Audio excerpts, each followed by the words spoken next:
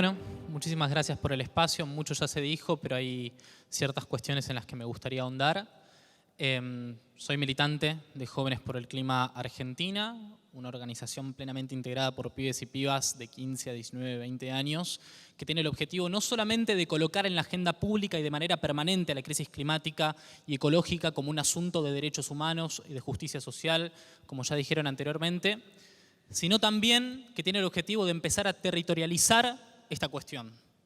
Porque me parece que muchas veces y por mucho tiempo en Argentina y en Latinoamérica hablamos de la crisis climática y ecológica siempre sosteniéndonos sobre muchos privilegios de clase que obviamente tenemos, pero que muchas veces no los trasladamos hacia donde están los verdaderos sujetos políticos que sufren en primera persona las peores consecuencias de esta crisis.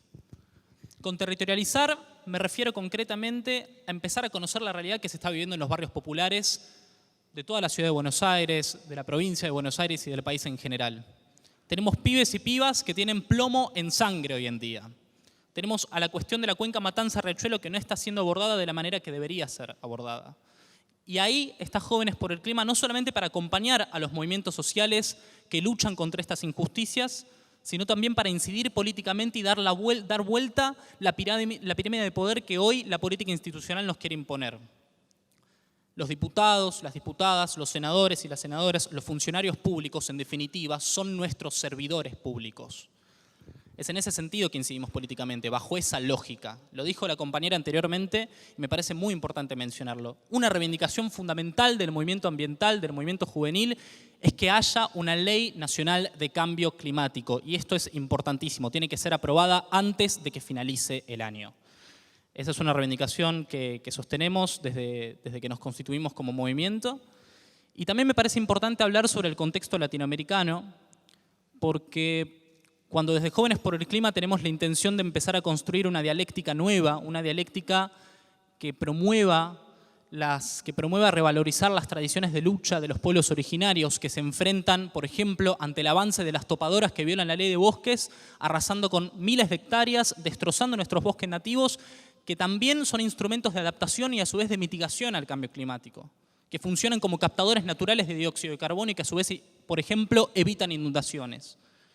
Necesitamos poder territorializar esta cuestión poniendo a estos sujetos políticos al frente de la lucha y me parece muy importante también mencionar cómo se dieron ejemplos muy importantes de movilizaciones masivas en Argentina que anteriormente no habíamos tenido. El 15 de marzo tuvimos la primera, con muy poco tiempo para organizarla, haciendo malabares para incrementar la convocatoria y empezar a generar conciencia colectiva, una masa crítica que se vuelque a las calles. Terminamos obteniendo 5.000 manifestantes en esa primera instancia, alrededor de 7.000 el 24 de mayo en la última movilización y el 27 de septiembre 15.000, alrededor de 15.000 personas se movilizaron desde Plaza de Mayo hasta el Congreso Nacional.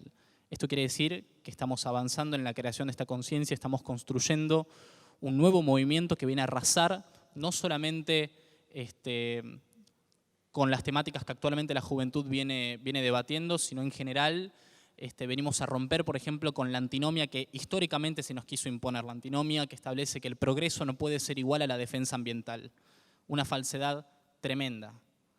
Cuando hablamos de progreso, como se nos quiere imponer desde las viejas estructuras, desde los dinosaurios fósiles, hablamos del progreso para unos pocos.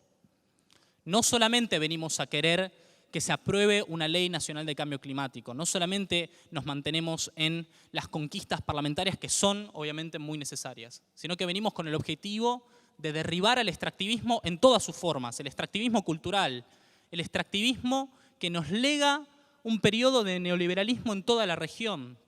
Porque, por ejemplo, cuando hablamos de transición energética, nuestra región, Latinoamérica, está siendo explotada, sus minerales están siendo explotados para financiar la transición de los grandes países desarrollados. Y eso ya no es aceptable. Tuve la oportunidad hace un poco más de un mes, de participar en la primera cumbre mundial de Jóvenes por la Acción Climática, convocada por Naciones Unidas, en donde con distintos compañeros y compañeras nos movilizamos un día antes de la cumbre y vi cómo las organizaciones territoriales tenían exigencias muy claras que históricamente fueron completamente relegadas a un segundo plano. Lo mismo pasa en Argentina, lo mismo pasa en toda la región. Por eso queremos redoblar la apuesta, por eso apostamos a las movilizaciones populares como el instrumento fundamental de transformación social. Vamos a seguir incidiendo políticamente, vamos con todo por la aprobación de esta Ley Nacional de Cambio Climático que fue aprobada por unanimidad en el Senado de la Nación. Y también mi llamamiento principal, no solamente a los compañeros y compañeras que estamos en este panel de intervenciones, sino en general a toda la audiencia, es que salgan a la calle porque es lo que realmente va a cambiar las cosas. Muchas gracias. Yo quería mencionar una cuestión en cuanto al conflicto que existe con el tema de que el dominio de los recursos naturales les pertenece justamente a las provincias. Voy a un caso concreto. La ley de glaciares, por ejemplo, es una ley de presupuestos mínimos. El instituto que tiene que realizar el inventario nacional de glaciares es el IANIGLA, que a su vez depende de la Secretaría de Ambiente. Tuvimos 4 años en que la Secretaría de Ambiente funcionó como una autoridad de coordinación de aplicación de este tipo de medidas. Cuando tiene que ser una autoridad que, más allá de que el dominio de los recursos naturales pertenezca a las provincias, una autoridad que, por ejemplo, cuando se omitan cuerpos de hielo en la confección del inventario nacional, intervenga en cuanto a la obligación que tienen las provincias de hacerlo. Esto no se hizo, esta es la discusión que también tenemos que dar en las calles. Y me parece importante mencionarlo. Y después, con lo que decía anteriormente el compañero sobre el tema de las inversiones, me parece que hay que tener mucho cuidado, no solamente con la necesidad de sí tener un capítulo ambiental, obviamente, en cuanto a leyes de inversiones, pero tenemos que hablar sobre todo también de la necesidad de eliminar cualquier tipo de iniciativa de extractivismo, ya sea neoliberal, llevado a cabo por parte de las multinacionales que vienen a financiar su propia transición energética a costa de nuestros recursos naturales y también de los extractivismos nacionales. Entonces, eso es algo que vamos a tener que auditar permanentemente también en cada instancia de movilización. Nada más.